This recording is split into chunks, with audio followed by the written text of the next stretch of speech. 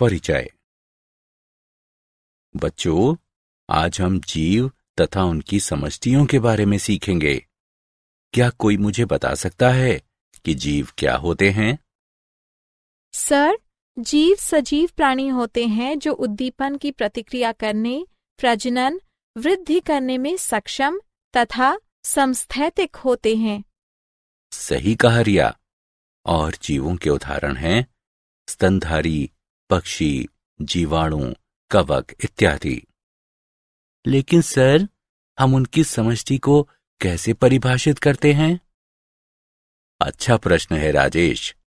हम जानते हैं कि जीवों की समष्टि में कुछ विशेषताएं होती हैं। इन विशेषताओं के आधार पर हम जीवों की समष्टि को परिभाषित करते हैं। इस पाठ में आप जीव तथा उनकी समष्टियों के बारे में सीखेंगे।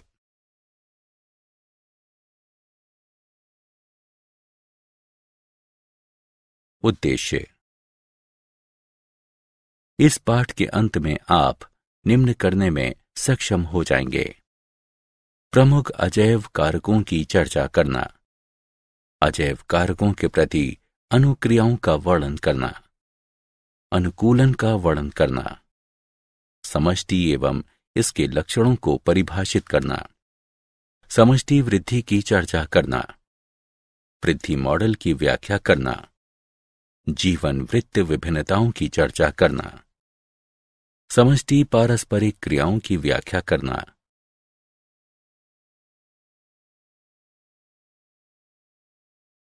जीव और इसका पर्यावरण। प्रकृति में दो संकुल हैं: अन्योन्य आश्रित पारस्परिक अभिक्रिया और परस्पर संबद्ध संस्थाएं, जीव तथा पर्यावरण। जीव केवल उपयुक्त वातावरण में जीवित रह सकते हैं, एक दूसरे को प्रभावित कर सकते हैं तथा पर्यावरणीय कारकों के पूर्ण संकुल द्वारा प्रभावित हो सकते हैं। पारिस्थितिकी जीव विज्ञान की एक शाखा है जो जीव तथा पर्यावरण के बीच होने वाली पारस्परिक क्रियाओं के अध्ययन से संबंधित है। जीवोम उन जीवों का एक प्रमुख पारिस्थितिकी समुदाय है जो एक विशिष्ट जलवायु या विशाल भौगोलिक क्षेत्र जहां वे पाए जाते हैं उनकी पर्यावरणीय दशा के लिए अनुकूलित होते हैं। आवास को उस स्थान के रूप में परिभाषित करते हैं जहां कोई जीव या जैविक समष्टि सामान्य रूप से रहता है या पाया जाता है। प्रमुख अजैव कारक। शब्द अजैव पारिस्थितिकी तंत्र के निर्जीव या भौतिक घटकों को संदर्भित करता है। ये हैं तापमान, जल, प्रकाश, मृदा। तापमान। सभी जीव तापमान के न्यूनतम तथा अधिकतम परास के बीच जीवित रहने के लिए अनुकूलित होते हैं। पृथ्वी की सतह पर अलग अलग क्षेत्रों में अलग अलग तापमान होता है, जबकि कुछ जंतु तथा पौधे अत्यधिक गर्मी या अत्यधिक ठंड सहन कर सकते हैं और कुछ मध्यम तापमान वाले परास में अच्छी तरह से वृद्धि कर सकते हैं। ऐसे भी जंतु हैं जिनके शरीर का तापमान विभिन्न पर्यावरणीय स्थितियों में घटता बढ़ता रहता है। मछली और मेढक जैसे जंतु असमतापी कहलाते हैं। जंतु जो अपने शरीर के तापमान को परिवेश के तापमान के अनुसार नियंत्रित कर सकते हैं होम्योथर्मल या समतापी कहलाते हैं। भौगोलिक प्रक्रियाओं में तापमान भी महत्वपूर्ण भूमिका निभाता है। हवाओं तथा पृथ्वी की घूर्णन के साथ साथ विभिन्न समुद्री जल के तापमान में अंतर समुद्री धाराओं को उत्पन्न करता है। जल। जल पारिस्थितिकी तंत्र का एक अजैव कारक है। सभी सजीवों को जल की आवश्यकता होती है। पृथ्वी पर जीवन के लिए जल महत्वपूर्ण है। जल घुलित गैसों जैसे कि जलीय जीवों के लिए आवश्यक ऑक्सीजन तथा जलीय पौधों के लिए आवश्यक कार्बन डाइऑक्साइड का परिवहन करता है और तापमान परिवर्तनों के बड़े प्रभावों को कम करने के लिए जल के निकाय ऊष्मा अभिगम के रूप में कार्य करते हैं। इस प्रकार सजीवों के लिए अधिक स्थिर वातावरण बनाने में मदद करता है। जल कोशिकाओं के भीतर एक महत्वपूर्ण जैव रासायनिक घटक भी है, जहां प्रकाश संश्लेषण जैसी अनेक महत्वपूर्ण प्रक्रियाओं में इसके हाइड्रोजन तथा ऑक्सीजन परमाणु योगदान करते हैं।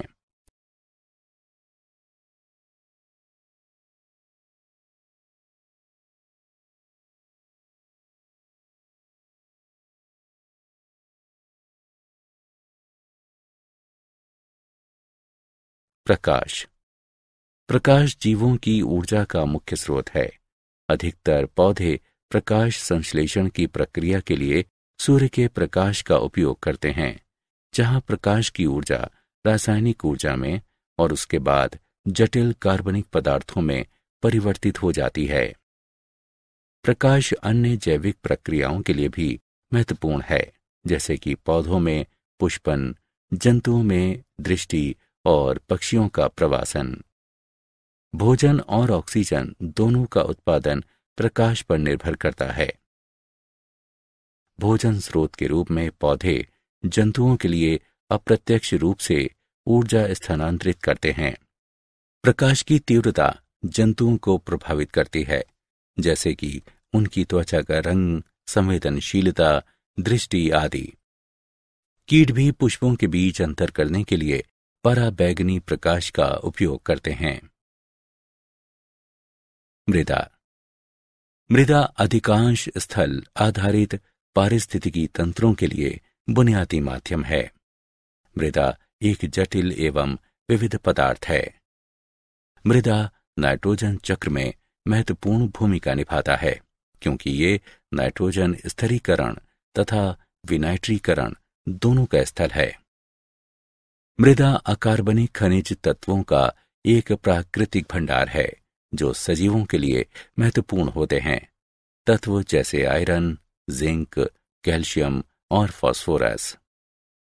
बेहतर मृदा में ह्यूमस नामक बहुत सारा कार्बनिक पदार्थ भी होता है, जो सजीवों से बनता है। ह्यूमस युक्त मृदा पादप जीवन को बहुत अधिक सहारा प्रदान करती है।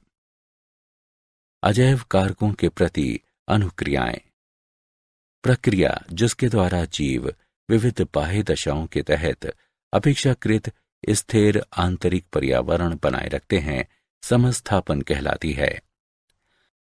आंतरोष्मी प्राणियों में उपापचय पथ और एंजाइम प्रायः लगभग 37 डिग्री सेल्सियस तापमान पर सुचारू रूप से कार्य करते हैं।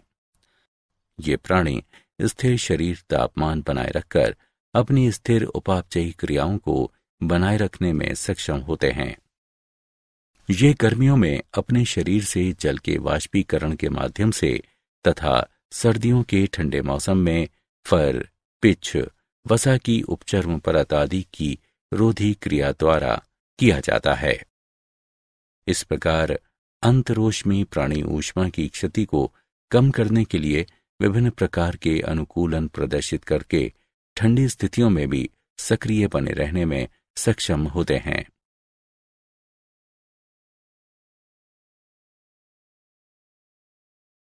नियमन अधिकतर जीव शारीरिक क्रियाओं द्वारा समस्थापन बनाए रखने में सक्षम होते हैं, और जिससे शरीर का तापमान, परासरणी, सांद्रण आदि स्थिर रहता है। अधिकतर स्तनधारी मस्तिष्क में पाई जाने वाली हाइपोथैलेमस नामक ग्रंथि के द्वारा शरीर का तापमान नियंत्रण करते हैं। इस ग्रंथि का ताप नियमन केंद्र ऊष्मा क्षति एवं उत्पादन को नियंत्रित करता है। ये केंद्र त्वचा के निकटवर्ती ग्राहियों से निकलने वाले तंत्रिका आवेगों तथा इससे होकर बहने वाले रक्त के तापमान से प्रभावित होता है।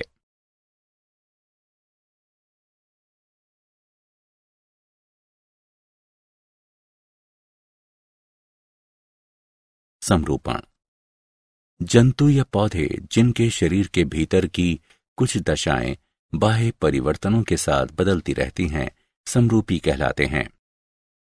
अधिकतर जंतु और लगभग सभी पौधे एक स्थिर आंतरिकी पर्यावरण नहीं बनाए रख सकते। उनके शरीर का तापमान परिवेशी तापमान के साथ बदलता रहता है। जलीय जंतुओं में शरीर के तरल की परासरणी सांद्रता परिवेशी जल की परासरणी सांद्रता के अनुसार बदलती रहती है। ऐसे जंतु परासरणी समरूपी कहलाते हैं।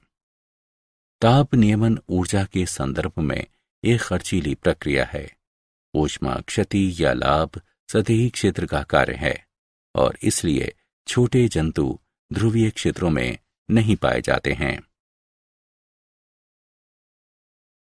प्रवास। इस क्रियाविधि द्वारा जीव दबावपूर्ण आवास से अस्थायी रूप से अधिक अनुकूल दूसरे आवास में चले जाते हैं। व्हेल जो सबसे लंबी दूरी का प्रवास करती है ग्रे व्हेल है, जो लगभग 12,500 मील का प्रवास करती है। कीट जो सबसे लंबी दूरी का प्रवास करता है मरुटिड्डी है, जो लगभग 2,800 मील का प्रवास करती है। निलंबित। वे जीव जो प्रवास नहीं कर सकते दबाव वाले समय में अपनी उपापचयी सक्रियता को निलंबित कर देते हैं और अनुकूल परिस्थितियां आने पर अपनी सक्रियता को पुनः शुरू कर देते हैं।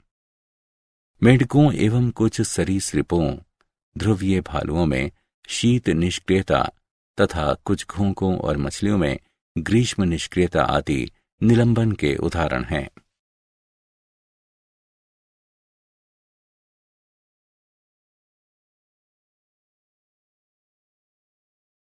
अनुकूलन। किसी पर्यावरण के अधिक अनुकूल बनने के लिए जीव के व्यवहार, कार्यकी एवं संरचना में समायोजन या परिवर्तन अनुकूलन कहलाता है। कुछ अनुकूलन हैं। सबसे महत्वपूर्ण समुदाय या कुटुंब वर्गों में एक साथ रहने की आदत। जंतु समान प्रजाति के अन्य सदस्यों के साथ समय बिताकर बहुत सारा लाभ प्राप्त कर सकते हैं। वे भोजन खोजने, शिकारियों के विरुद्ध रक्षा तथा अपने बच्चों की देखभाल करने में एक दूसरे की मदद कर सकते हैं। वृश्चिक मीन तथा पत्ती वाले मेंढक सहित जंतुओं की अनेक प्रजातियां अपने परिवेश से मेल करने के लिए अपना रूप बदल सकती हैं।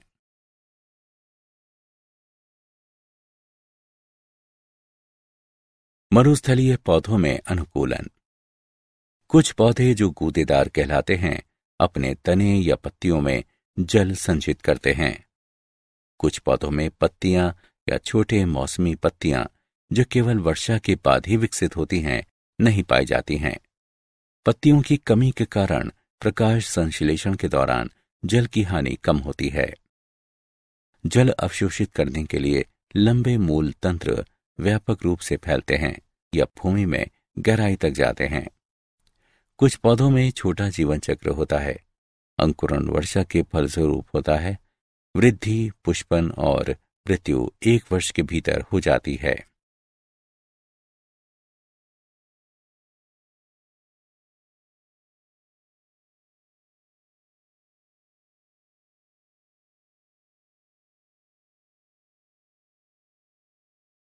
उष्णकटिबंधीय वर्षावनों में अनुकूलन। उष्णकटिबंधीय वर्षावन। कुछ पौधे सूर्य के प्रकाश तक पहुंचने के लिए दूसरे पौधों पर अधिरोहण करते हैं। कुछ पौधे सूर्य के प्रकाश तक पहुंचने के लिए दूसरे पौधों पर वृद्धि करते हैं।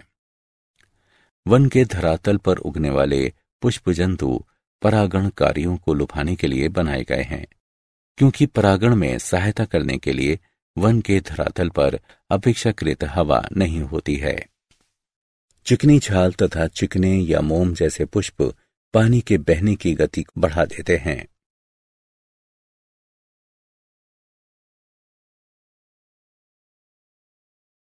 समष्टियां। समष्टि गुण। प्रकृति में एकल व्यष्टि पृथक एकांत में नहीं रह सकता है। व्यष्टि अपनी उत्तरजीविता तथा अपनी प्रजातियों के शाश्वतीकरण के लिए प्रायः अपनी ही तरह के अन्य व्यष्टियों के साथ जुड़े होते हैं। किसी स्थान पर पाई जाने वाली प्रजाति के सभी व्यष्टि समष्टि बनाते हैं। पारिस्थितिकी में समष्टि समान क्षेत्र में रहने वाले तथा जैविक समुदाय की इकाई के रूप में कार्य करने वाले समान प्रजाति के व्यष्टियों का समूह है। किसी दिए गए क्षेत्र में उपस्थित समान प्रजाति के घोंघों का समूह समष्टि को निरूपित करता है। समष्टि गुण। घनत्व। समष्टि का आकार प्रायः इसके घनत्व के पदों में व्यक्त किया जाता है। समष्टि घनत्व दिए गए समय में किसी इकाई क्षेत्र में उपस्थित प्रजातियों की व्यष्टियों की संख्या है। गणितीय रूप से D बराबर N/S, जहां D समष्टि घनत्व N एक विशिष्ट समय में प्रजातियों के व्यष्टियों की संख्या दर्शाता है और S स्थान की इकाइयों की संख्या को निरूपित करता है। जन्म दर। किसी क्षेत्र में जन्म लेने वालों की संख्या एवं उस क्षेत्र की समष्टि का अनुपात प्रति 1000 समष्टि प्रति वर्ष के रूप में व्यक्त किया जाता है। मृत्यु दर। मृत्यु दर को उम्र या कारण के अनुसार सूचीबद्ध किया जा सकता है। किसी क्षेत्र में मरने वालों की संख्या एवं उस क्षेत्र की समष्टि का अनुपात प्रति 1000 प्रति वर्ष के रूप में व्यक्त किया जाता है। लिंग अनुपात। एक दी गई समष्टि में नर एवं मादा का अनुपात प्रायः प्रति 100 मादाओं पर नरों की संख्या के रूप में व्यक्त किया जाता है। समष्टि वृद्धि। समष्टि का आकार स्थैतिक प्राचल नहीं है, लेकिन ये समय के साथ बदलता रहता है, क्योंकि ये विभिन्न कारकों जैसे कि मौसमी परिवर्तनों, आहार उपलब्धता आदि पर निर्भर करता है। 4 मूलभूत पराक्रम जो एक विशिष्ट क्षेत्र की समष्टि के घनत्व को परिवर्तित करने में महत्वपूर्ण भूमिका निभाते हैं, वे हैं। जन्म दर।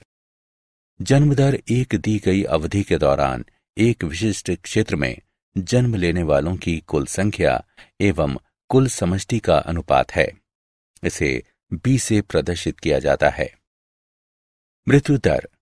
इसे समष्टि में मरने वालों की कुल संख्या एवं कुल समष्टि के अनुपात के रूप में परिभाषित किया जाता है। इसे D से प्रदर्शित किया जाता है। आप्रवासन। जब लोग या जंतु किसी देश में आकर बसते हैं तो उस देश के मूल निवासी नहीं होते हैं। इसे I से प्रदर्शित किया जाता है। उद्प्रवासन। ये एक तरह से स्थानीय समष्टि से व्यष्टियों के बाहर जाने को दर्शाता है, जिसके परिणाम स्वरूप समष्टि में कमी आती है। इसे E से प्रदर्शित किया जाता है। यदि समय T में N समष्टि घनत्व है तो समय T+1 में इसका घनत्व है NT+1 बराबर NT+B + I - T+E।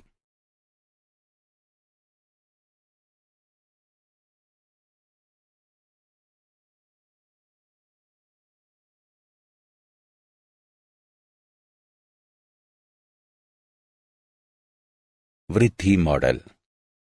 समय के साथ समष्टि की वृद्धि के विशिष्ट प्रतिरूप समष्टि वृद्धि मॉडल कहलाते हैं। मॉडल 2 प्रकार के होते हैं, चरघातांकी मॉडल और संभार तंत्र मॉडल। चरघातांकी मॉडल। ये मॉडल इस तथ्य पर आधारित है कि कोई भी प्रजाति ज्यामितीय श्रृंखला के अनुसार संख्याओं में संभावित वृद्धि कर सकती है। उदाहरण के लिए, यदि प्रजाति में अनतिव्यापी समष्टियां हैं और प्रत्येक जीव R संतति उत्पन्न करता है तो NPDT बराबर 0, 1, 2 और इसी तरह आगे में समष्टि संख्या बराबर है। NT बराबर N0 गुणा R की घात T। जब T बड़ा है तो समीकरण एक चर घातांकी पराक्रम द्वारा लगभग सही अनुमान लगाया जा सकता है। NT बराबर N0 e की घात RT। यहां 3 संभावित परिणाम हैं। समष्टि में चर घातांकी तरीके से गिरावट आती है, समष्टि में चर घातांकी तरीके से वृद्धि होती है समष्टि चरघातांकी मॉडल के अनुप्रयोग को परिवर्तित नहीं करती। सूक्ष्म जीव विज्ञान, संरक्षण जीव विज्ञान, कीट पालन, पादप या कीट संगरोध और मत्स्य पालन।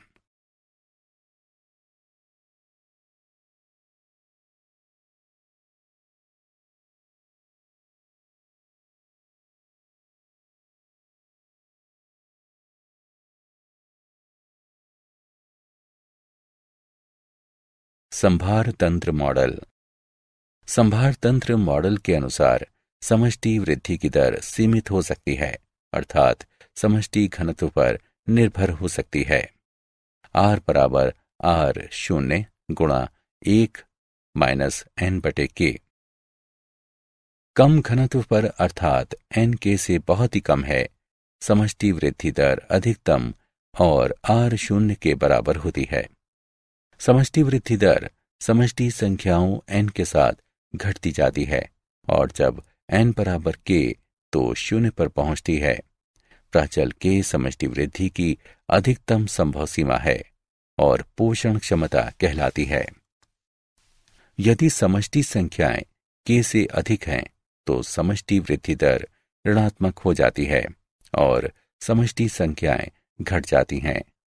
समष्टि की गतिकी का विभेदक समीकरण द्वारा वर्णन किया जाता है। dn/dt बराबर Rn बराबर R0n गुणा 1 माइनस n/k। जीवन वृत्त विभिन्नता। उपलब्ध आवास का उपयोग करके जीव सर्वाधिक दक्ष जनन युक्ति की ओर विकास करते हैं।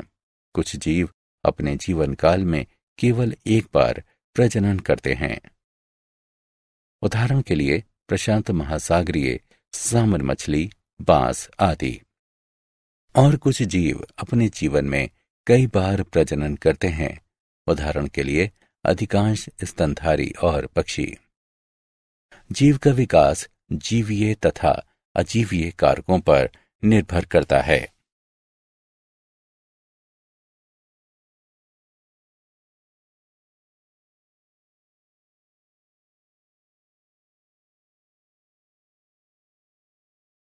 समष्टि पारस्परिक क्रियाएं। समुदाय विभिन्न प्रजातियों की पारस्परिक क्रिया समष्टियों का समूह है। जंतुओं की समष्टि एक दूसरे तथा अपने वातावरण से कई तरह से पारस्परिक क्रिया करती है। समष्टि की प्राथमिक पारस्परिक क्रियाओं में से एक पारस्परिक क्रिया अपने वातावरण तथा अन्य समष्टियों के साथ है, जिसका कारण भरण व्यवहार है। सहभोजिता दो विभिन्न प्रजातियों के बीच सहचर्य है, जहां एक प्रजाति को लाभ होता है और दूसरी प्रजाति को न लाभ होता है न हानि। अंतरजातीय परजीविता विभिन्न प्रजातियों के दो जीवों के बीच एक सहचर्य है, जहां एक प्रजाति को हानि होती है या वो मर जाती है और दूसरी अप्रभावित रहती है। प्रजातियों के बीच पारस्परिक क्रिया के लक्षण हैं परभक्षण, स्पर्धा, परजीविता, सहभोजिता, सहोपकारिता।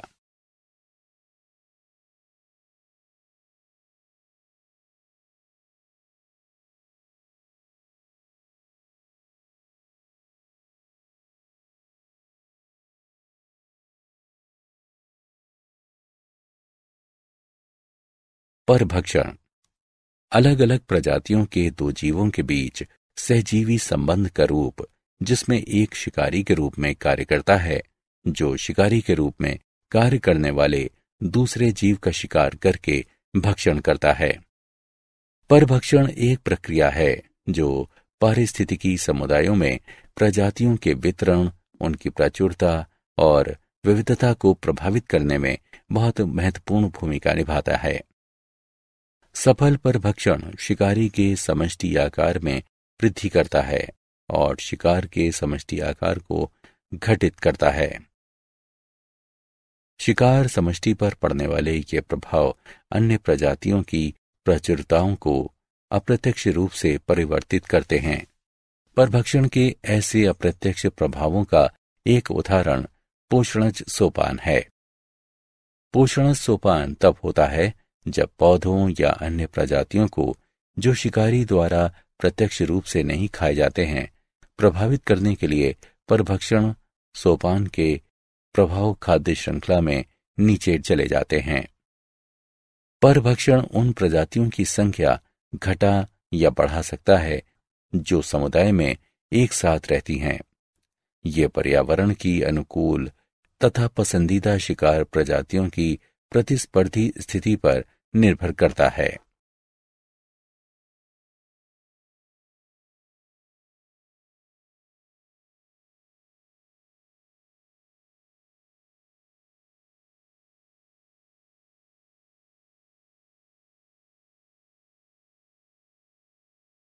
स्पर्धा। सीमित आवश्यक संसाधन के लिए जीवों के बीच संघर्ष स्पर्धा है। अंतरजातीय स्पर्धा तब होती है जब समान प्रजाति के जीव एक ही समय पर समान संसाधन का उपयोग करते हैं। अंतरजातीय स्पर्धा तब होती है जब असमान प्रजाति के जीव एक ही समय पर समान संसाधन का उपयोग करते हैं। स्पर्धी अपवर्जन तब होता है जब एक प्रजाति संसाधन प्राप्त करने में दूसरी प्रजाति से बेहतर होती है। इस तरह समय के साथ साथ घटिया स्पर्धी अंततः समुदाय से विलुप्त हो जाते हैं।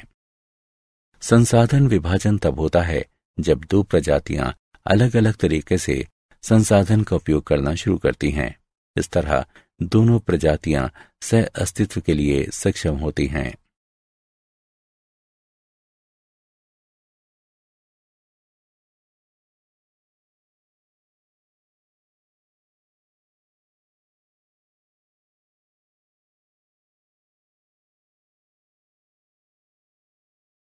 परजीविता। परजीविता में एक व्यष्टि जीव परजीवी अपने पोषक से प्राप्त पोषक तत्वों की खपत करता है। फलस्वरूप पोषक का स्वास्थ्य कमजोर हो जाता है। कई स्थितियों में परजीवी पोषक जीव में रोग उत्पन्न कर सकते हैं। इस स्थिति में उन्हें रोगजनक माना जाता है। हम परजीवियों को दो श्रेणियों में विभाजित करते हैं। अतः परजीवी जीव जो अपने पोषक के शरीर के भीतर रहते हैं। अंतः परजीवी के उदाहरण हैं फ्लूक, फीताकृमि, कवक, जीवाणु और प्रोटोजोआ। बाह्य परजीवी जीव जो अपने पोषक के शरीर के बाहर रहते हैं और आहार पूर्ति करते हैं। बाह्य परजीवी में कलनी यानी टिक्स एवं जूं, पौधे, प्रोटोजोआ, जीवाणु और कवक शामिल हैं। पौधे और जंतु आमतौर पर पोषकों के रूप में कार्य करते हैं। परजीवी संचरण। सभी परजीवियों के लिए पोषक एक आवास के द्वीप के रूप में मौजूद है, लेकिन द्वीप एक सीमित अवधि तक रहता है और परजीवी वर्तमान पोषक के मृत होने से पहले एक नया पोषक खोज लेते हैं। नए पोषक तक संचरण या तो प्रत्यक्ष रूप से या एक वाहक के द्वारा हो सकता है। प्रत्यक्ष संचरण में परजीवी बिना किसी मध्यवर्ती जीव के एक पोषक से समान प्रजाति के एक दूसरे पोषक तक पहुंचता है। वाहक संचरण में मध्यवर्ती जीव वाहक परजीवी को एक पोषक से अगले पोषक तक स्थानांतरित करता है।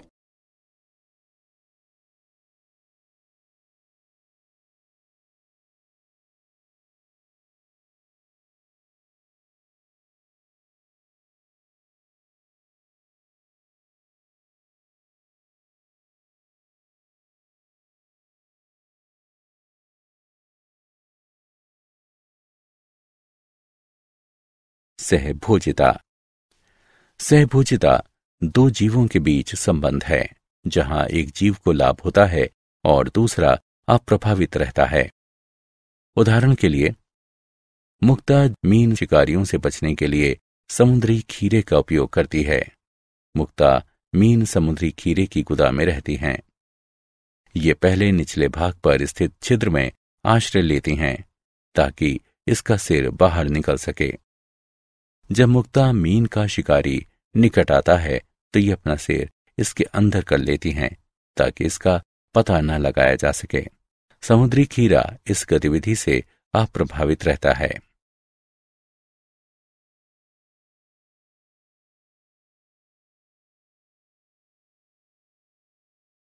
सहोपकारिता। सहोपकारिता दो अलग अलग प्रजातियों के जीवों के बीच सहचर्य है जिसमें दोनों जातियों को लाभ होता है। सहोपकारी व्यवस्था प्रायः व्यापक रूप से भिन्न जीविका आवश्यकताओं वाले जीवों के बीच विकसित होते हैं। नाइट्रोजन स्थिरीकरण जीवाणु और लेग्यूमिनस पौधों के बीच सहभागिता एक उदाहरण है। इसी तरह गाय और रुमेन जीवाणु के बीच सहचर्य है। पाचन तंत्र में रहने वाले जीवाणु गाय द्वारा खाए गए पौधों को पचाने में मदद करते हैं। पेड़ की जड़ों और कुछ कवकों के बीच सहचर्य प्रायः सहोपकारी होते हैं।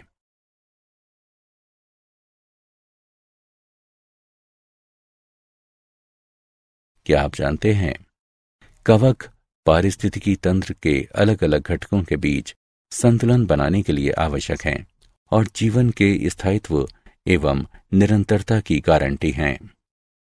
कुछ कवक एंजाइम और अम्ल स्रावित करते हैं जिनसे रोगों का उपचार करने में मदद मिलती है, जैसे कि पेनिसिलियम कवक जो एंटीबायोटिक पेनिसिलिन उत्पन्न करते हैं।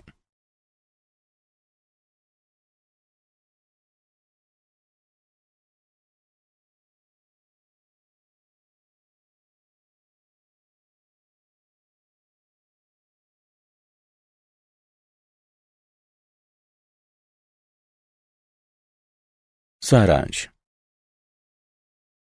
आइए हमने जो कुछ सीखा है उसे संक्षेप में दोहराएं। प्रकृति में दो संकुल हैं, अन्योन्याश्रित पारस्परिक अभिक्रिया और परस्पर संबद्ध संस्थाएं, जीव तथा पर्यावरण। शब्द अजैव पारिस्थितिकी तंत्र के निर्जीव या भौतिक घटकों को संदर्भित करता है। प्रक्रिया जिसके द्वारा जीव विविध बाह्य दशाओं के तहत अपेक्षाकृत स्थिर आंतरिक पर्यावरण बनाए रखते हैं, समस्थापन कहलाती है। जंतु या पौधे जिनके शरीर के भीतर की कुछ दशाएं बाह्य परिवर्तनों के साथ बदलती रहती हैं, समरूपी कहलाते हैं। प्रवास एक क्रियाविधि है जिसके द्वारा जीव दबावपूर्ण आवास से अस्थायी रूप से अधिक अनुकूल दूसरे आवास में चले जाते हैं। मेढकों एवं कुछ सरीसृपों, ध्रुवीय भालुओं में शीत निष्क्रियता तथा कुछ घोंघों और मछलियों में ग्रीष्म निष्क्रियता आदि निलंबन के उदाहरण हैं। किसी पर्यावरण के अधिक अनुकूल बनने के लिए जीव के व्यवहार, कार्यकी एवं संरचना में समायोजन या परिवर्तन अनुकूलन कहलाता है। किसी स्थान पर पाई जाने वाली प्रजाति के सभी व्यष्टि समष्टि बनाते हैं। पराक्रम जो एक विशिष्ट क्षेत्र की समष्टि के घनत्व को परिवर्तित करने में महत्वपूर्ण भूमिका निभाते हैं, वे जन्म दर, मृत्यु दर, आप्रवासन एवं उत्प्रवासन हैं। परभक्षण, स्पर्धा, परजीविता, सहभोजिता और सहोपकारिता प्रजातियों के बीच पारस्परिक क्रिया के लक्षण हैं।